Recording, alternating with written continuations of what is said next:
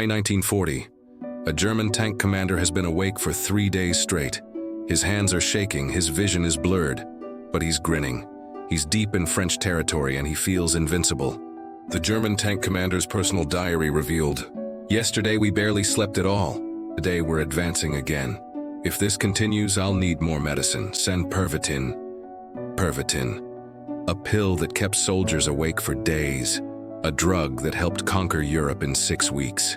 Pervitin was methamphetamine, and Hitler gave it to everyone, housewives on meth. This story doesn't start on a battlefield. It starts in a kitchen. In Berlin, 1938. A mother of 3 is scrubbing floors, preparing dinner, and finishing the laundry. She's been awake since 5 a.m. Her secret?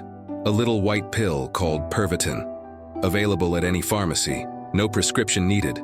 The Temmler pharmaceutical company had just created the perfect product for Nazi Germany's vision of the ideal citizen. Tireless, productive, and obedient. Within months, Pervitin became the most popular drug in Germany. Students took it to study all night. Factory workers used it to work double shifts. Housewives relied on it to maintain the perfect German home. It was even sold as weight loss chocolate, Panzer Chocolade, tank chocolate. In 1938 alone, Germans purchased over 35 million tablets of Pervitin. That's almost 1 pill for every 2 people in the country. But here's what nobody knew. They were all taking crystal meth, and the German military was watching very carefully. Enter Dr. Otto Ranke, a military doctor with an idea that would change warfare forever. Ranke looked at Pervitin and saw something nobody else did: the perfect soldier. He ran experiments on university students, forcing them to stay awake for days while performing complex tasks. The results were shocking. Students who took Pervitin showed no signs of fatigue. They worked faster, complained less, and believed they were performing better than ever. Ranke called it a miracle. Military leadership called it necessary. They decided to test it on an entire army, the Blitzkrieg High. September 1939. Germany invades Poland. The world is watching, and the German military is running an experiment on a massive scale. Pervitin pills are distributed to soldiers by the millions. Tank crews get them, pilots get them, even generals get them. Poland falls in weeks. Denmark and Norway follow. Then comes the big test. France, May 10th, 1940. Germany launches Fall Gelb, Case Yellow, the invasion of France. Military experts on both sides predict a long, brutal conflict like World War I. They're about to be proven catastrophically wrong. Within days, German forces punch through the supposedly impenetrable Ardennes forest. Tank divisions drive 24 hours a day without stopping. Soldiers march through the night without rest. The French and British can't understand what's happening. The Germans seem superhuman. Because they were chemically enhanced, listen to what soldiers were writing home.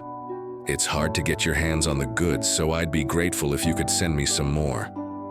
Perhaps you could get me some more Pervitin so that I can have a backup supply? If you could send me some more of these tablets, I'd be grateful." Between April and July 1940, the German military distributed over 35 million Pervitin tablets. That's enough to give every soldier nearly 140 pills. One soldier reportedly stayed awake for 11 days straight. June 22, 1940. France surrenders. Hitler poses for photographs at the Eiffel Tower. The world is in shock. Germany has achieved the impossible. But the human body has limits, and those limits were about to exact revenge. By late 1940, military doctors started filing disturbing reports. Soldiers were collapsing from heart failure. Others became violently aggressive, attacking their own comrades. Some experienced complete psychotic breaks, one doctor wrote. Subjects became euphoric, talkative, and aggressive. After the effects subsided, they suffered severe depression and exhaustion. Another reported cases of cardiac arrest among previously healthy young men. The pills that made soldiers feel invincible were killing them. But Germany was winning the war, so the pills kept coming. Descent into madness. As the war turned against Germany, Pervitin use became more desperate, more widespread, and more sinister. On the frozen Eastern Front, soldiers used Pervitin just to survive the cold. In North Africa, Tank crews took it to stay alert in the scorching heat. And in Berlin, something even darker was happening. By 1944, Germany was developing D-Nuink, a super pill containing methamphetamine, cocaine, and oxycodone. They needed test subjects. They used concentration camp prisoners at Sachsenhausen. Prisoners were forced to march with 45-pound packs until they collapsed. Those on D-Nuink marched up to 55 miles before their bodies gave out. The Nazis deemed the experiment a success. And then there's Hitler himself.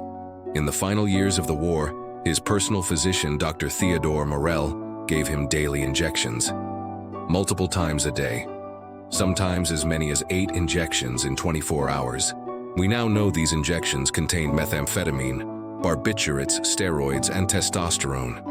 Hitler was a drug addict running a country and making life-or-death decisions while high watch his hands. See the tremors? That's not Parkinson's, that's withdrawal. Some historians now believe Hitler's increasingly erratic decisions, refusing to retreat from Stalingrad, believing phantom armies could save Berlin, raging at generals who spoke truth, weren't just megalomania. They were the decisions of a meth addict in the grip of psychosis, April 1945. Berlin is surrounded, the Reich is crumbling, and millions of German soldiers are facing something worse than defeat: withdrawal. Years of methamphetamine use meant an entire generation was addicted.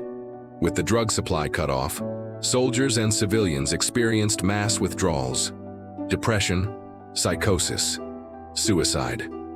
The wonder drug had created a nation of addicts. Today, methamphetamine destroys lives across the globe. We see it as a scourge, a poison, a drug that ruins everything it touches. But for a brief moment in history, it was seen as a miracle, a way to create the perfect soldier, the perfect worker, the perfect society. The Nazis believed they could chemically engineer superiority, that pills could overcome human weakness, that there was no price too high for victory. They were wrong, and the price was paid in millions of destroyed lives, broken minds, and a nation that learned the hardest lesson in human history. There are no shortcuts. There is no miracle drug, and the human body always collects its debts. The question is, have we learned that lesson? Or are we doomed to repeat it? If this story shocked you, hit that like button and subscribe for more hidden history. Drop a comment below. Did you know about Pervitin before this video? What other dark secrets from WV2 should we cover next?